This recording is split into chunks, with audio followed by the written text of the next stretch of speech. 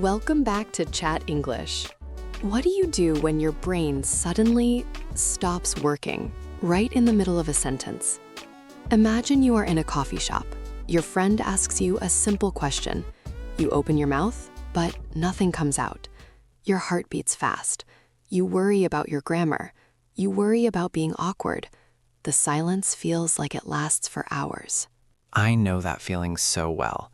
I remember the first time I tried to order food in New York. I had practiced my order 10 times in my head, but when the barista looked at me, my mind went completely blank. I just stood there, staring at the menu, sweating. That is a terrifying moment, Dave. But it is not a failure. It is just loading. By the end of this episode, you will have a complete safety script, 3 emergency break phrases, so you never have to be silent or apologize again. I really need this, Jessica. Honestly, I still get nervous about that blank feeling.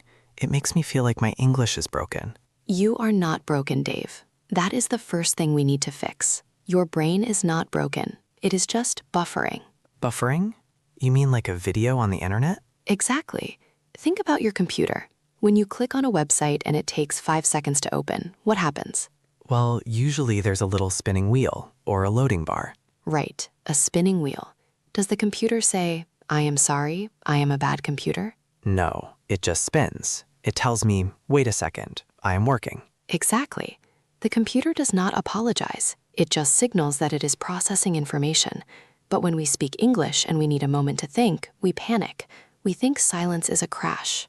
That is so true. I treat silence like a crash. I feel like I have to make a sound or the conversation will die. So I usually say, or for a long time, or I just say, sorry, my English is bad. And that is the problem. When you say sorry, you are telling the other person that you made a mistake. But thinking is not a mistake. Thinking is necessary. So I need a spinning wheel for my mouth? Yes, you need a signal that tells the other person, I am not finished, I am just finding the right word. If you have that signal, you can relax. And when you relax, the words come back. That sounds like magic, because usually when I panic, the words run away even faster. My brain closes down. That is biology, Dave. When you are stressed, your brain goes into fight or flight mode. It is trying to survive, not conjugate verbs. So we need to lower the stress. We need to give you an emergency break. Okay, I'm ready. What is the first emergency break? The first phrase is very simple, but very powerful. It is, let me see. Let me see? Yes, let me see. But Jessica, I'm not looking at anything. If someone asks me about my weekend, why would I say, let me see? That is a great question. In English, see doesn't always mean using your eyes. Here it means, let me check my thoughts, or let me search my memory. It is a very natural way to buy time. Interesting. So if you ask me, Dave, what did you do on Saturday? And I forget the word for hiking, I can just say, let me see, I had a sandwich? Exactly. Try it. I ask you, Dave, what is your favorite movie? And you pretend you are thinking. Okay, what is my favorite movie? Let me see. It is probably The Matrix. Perfect. Did you feel that? I did. It felt calm. Yes. When you said, let me see, you dragged out the last sound. You said, let me see, ee. That gives you 2 or 3 seconds to breathe. And it sounds much better than, It sounds fluent. Native speakers use this all the time. We don't have perfect brains either. We forget names, we forget titles, we forget dates. If I ask a native speaker, what did you have for lunch? They might say, let me see, I had a sandwich. Wow. So they are using the emergency break too. All the time. But they don't feel guilty about it. They know it is just part of thinking. I think that is my big problem. I feel guilty for thinking. I feel like I have to be instant, like a machine. You are not a machine, Dave. You are a human, and humans need time to process. Let me see buys you that time. It's like putting a do not disturb sign on your forehead for 3 seconds. I like that image, a do not disturb sign. Let's practice the pronunciation a bit. It is not let me see. It flows together. Let me see. Let me see. Good. The T in let almost disappears. Let me see. Let me see. Let me see. I think I got it. You sound very natural. Now imagine that coffee shop situation again. The barista asks you, what do you want to drink? You forget the name of the drink. What do you do? Okay, Panic is starting. My hands are sweating, but I have the break. I say, let me see. I will have the latte. Brilliant. And did you notice what happened to the silence? It wasn't empty. I filled it with words. Exactly. You took control of the silence. You didn't apologize. You just said, wait, I am looking at the menu in my head. That feels so much better than sorry. Sorry makes me feel small. Let me see makes me feel normal. You are normal, Dave. You are doing a very hard thing. Learning a language is like climbing a mountain. Sometimes you need to stop and catch your breath. Let me see is just taking a breath. I love that. Okay, so let me see is for when I am trying to remember a fact or a word. What if the question is harder? What if someone asks me my opinion on something complex? Ah, yes, the opinion question. That is where we need the second emergency brake. I dread those questions. Sometimes someone asks me, what do you think about the economy? Or how do you feel about this news? And I have the idea in my native language, but translating it is so hard. It takes a long time to build the sentence. And that is okay. Complex thoughts take time to build. You are like an architect building a bridge. You cannot do it in 1 second. But the other person is waiting. They are staring at me. So you need to tell them, I am building the bridge. Give me a moment. For this, we use the phrase, how can I put this? How can I put this? Yes, put here means express or say. You are asking yourself, what is the best way to say this? Oh, I like that. It sounds very sophisticated. It is. It is a power move. When you say, you sound confused. When you say, how can I put this? You sound like you have a very smart thought, and you are just searching for the perfect words to explain it. That is a great trick. So I am not lost. I am just careful. Exactly. You are being precise. You are telling the listener, my idea is so big and important, I need to choose my words carefully. That changes everything. I usually feel stupid when I can't explain my opinion, but this phrase makes me look smart. It really does.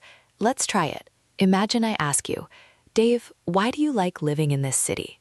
That is a big question. That is a big question. Okay, I have many reasons, but I need to organize them. So I can say, how can I put this? Yes, stretch it out. How can I put this? How can I put this? The people are very friendly. Perfect. You bought yourself about 4 seconds of thinking time, and you looked very thoughtful doing it. I feel like an actor. I am acting like a philosopher while my brain is frantically searching for grammar. Fake it until you make it, Dave. Communication is 50% confidence. If you look calm, the other person will wait for you. If you look panicked, they will try to finish your sentence for you. Oh, I hate that. When they interrupt and try to guess my word, it makes me lose my train of thought completely. Right, because they see you struggling and they want to help. But if you say, how can I put this? You are holding up your hand. You are saying, I have the floor. I am speaking. Just wait. It is about control, isn't it? It is. It is about controlling the rhythm of the conversation. You don't need to rush. You are the speaker. You own the time. I never thought about it like that. I always felt like I was borrowing their time, so I had to be fast. No, Dave. When it is your turn to speak, it is your stage. Take your time. Walk slowly across the stage. I am going to write that down. Walk slowly across the stage. Good. Now, before we get to the third phrase, which is my absolute favorite for difficult situations, I want to remind everyone about something important. What is that? We are talking about these phrases today because we want you to use them in real life, but sometimes you need a little reminder. That is true. I often watch a video, learn something cool, and then forget it the next day. That is why we want you to join our community properly. If you are enjoying this conversation and you want to keep building your confidence, please click the subscribe button right now. It really helps us, and it helps you too, because you won't miss our next lesson. We are building a library of these real-life English tips. Exactly. We are here to walk up that mountain with you, one step at a time. So click subscribe and let's keep moving. Okay, Jessica, you said the third phrase is your favorite. Why? Because it is the ultimate compliment. It makes the other person feel good while you do the hard work of thinking. Flattery. I am listening. The phrase is, that is a good question. That is a good question. Simple, right? But think about what it does. If I ask you something difficult and you say, wow, that is a good question, how do I feel? You probably feel smart. you feel like you asked something interesting. Exactly. I feel validated. I feel happy. And while I am feeling happy, what are you doing? I am panic searching for vocabulary. You are searching for vocabulary, but you are not panicking. You are taking a deep breath. You are buying time. This is genius. So instead of just silence, I give them a gift. You give them a gift, and it works for almost anything. Dave, what do you think about the new project? That is a good question. Dave, where do you see yourself in 5 years? That is a really good question. It feels very professional, too. I could use this at work. Absolutely. It is perfect for job interviews. In a job interview, they ask you hard questions on purpose. They want to see how you handle pressure. Oh, interviews are the worst. I always feel like I have to answer instantly or I look incompetent. Actually, answering too fast can look bad too. It looks like you didn't think. If you say, that is a good question, and pause for 2 seconds, you look thoughtful. You look like a person who considers their words. So being slow can actually be better than being fast. In many cases, yes. Slow and clear beats fast and messy. We talked about that before. Speed is not the goal. Connection is the goal. I need to remember that. Connection, not speed. So, let's review our 3 emergency breaks. We have let me see for checking facts. We have how can I put this for expressing complex ideas. And we have that is a good question for difficult inquiries. I feel like I have a toolbox now. Before, I was trying to fix a car with my bare hands. Now I have a wrench and a hammer. And you know what the best part is? You can mix them. Mix them? You mean use 2 at once? Why not? Imagine I ask you something really, really hard. Like, Dave, what is the meaning of life? Oh, wow. That is big. Try to use the breaks. Okay. What is the meaning of life? That is a good question. Let me see. How can I put this? You just bought yourself 10 seconds. I did, and it sounded like a complete paragraph. It did. It sounded like you were preparing a very deep philosophical speech. But really, I was just trying to remember the word happiness. And that is the secret, Dave. This is what we call the fluency illusion. The fluency illusion? Yes, you sounded fluent, even though you were struggling. Fluency is not about knowing every word instantly. Fluency is about how you handle the gaps between the words. That is a huge relief. I always thought fluency meant being a dictionary. No, even native speakers are not dictionaries. We lose words all the time. I forget words in English every single day, and it is my native language. Really? You? But you sound so perfect. I am not perfect. I just have good breaks. When I forget a word, I don't freeze. I use a filler phrase. I keep the rhythm going. It is the rhythm. That is the key. When I freeze, the rhythm breaks. It's like the music stops. Exactly. And when the music stops, everyone looks at the DJ. And I am the bad DJ. But with these phrases, the music keeps playing. It might be a little slower, but the beat goes on. Let me see. That is a good question. How can I put this? It's all part of the music. I am going to try this. I have a meeting tomorrow with my boss. He always asks me tricky questions about our timeline. Perfect opportunity. Don't be afraid. When he asks, take a breath, smile. Say, that is a good question. And then I find the answer. And then you find the answer. And even if you make a grammar mistake after that, it doesn't matter, because you started with confidence. Confidence really changes how people hear you, doesn't it? It changes everything. If you are confident, people focus on your message. If you are nervous, people focus on your mistakes. That is deep. If I am nervous, they look for the errors. If I am confident, they listen to the story. Precisely. So use these phrases to build that confidence. They are your armor. I feel safer already. But Jessica, I have one worry left. What is that? What if I use the phrase and I still can't find the word? What if I say, let me see, and then nothing? That happens. Sometimes the word is just gone. It went on vacation. It went on vacation. Yes, that is exactly how it feels. If that happens, you just describe the word. You go around it. Go around it? Yes. If you forget the word umbrella, you say the thing for rain. Ah, okay. So I can say, let me see. I need the thing for rain. Exactly. And that is also communication. You don't need the perfect word. You just need to be understood.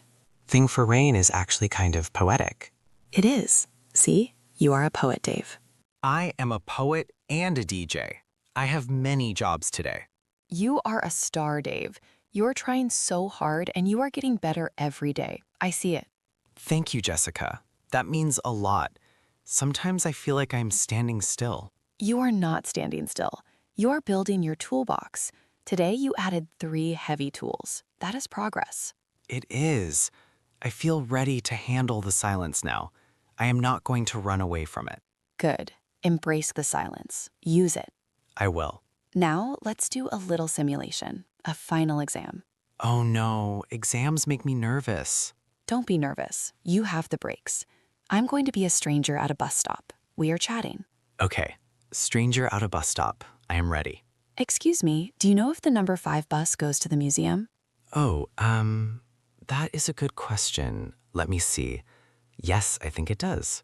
Boom! Perfect. You didn't panic. You didn't apologize. You just checked your brain and gave me the answer. It felt so easy. Usually I would say, sorry, I don't know, maybe, sorry. No more sorries. You helped me. You answered my question. I did. Wow, it really works. It works if you use it, but you have to practice. Your brain needs to get used to this new habit. Right, because my old habit is to freeze. I need to overwrite that habit. Exactly. So for the next week, I want you to try to use one of these phrases every day. Even if I am just talking to myself? Especially if you're talking to yourself. When you are in the shower, ask yourself a question. Dave, what do you want for dinner? And answer, let me see. I do talk to myself in the shower. It is the only place where my English is perfect. The shower is the best classroom. Practice the rhythm there. Get comfortable with the sounds. Let me see. How can I put this? I will do that. I will be the master of shower conversations. And then when you are ready, try it with a real person. Watch their face. See if they get annoyed. And if they don't? They won't. They will just wait. And you will realize that the pressure was all in your head. That is a big realization. The pressure is in my head. It usually is. We are our own worst critics. We think everyone is judging us, but usually they are just thinking about their own lunch. That is true. I'm worrying about my grammar, and they are worrying about their sandwich. Exactly. So be kind to yourself. You are learning a superpower. Speaking a second language is a superpower. It doesn't always feel like a superpower. Sometimes it feels like a heavy backpack. It is heavy because it is full of gold. Oh, I like that. Full of gold. I will remember that. You are doing great, Dave. And to everyone listening, you are doing great too. You are here, you are listening, you are learning. That is huge. Yes, most people give up, but you are still here. You are brave. Keep going. Well, Jessica, I feel much calmer now. I think I can face the coffee shop again. I know you can. And next time the barista asks you something, you will know exactly what to do. I will use the break. You will use the break. Well, Dave, I think that is all for today. Thank you, Jessica. This was really helpful. Thank you, everyone. We appreciate you spending your time with us. But before we go, we have a little challenge for you. Yes, we want to see you practice right now.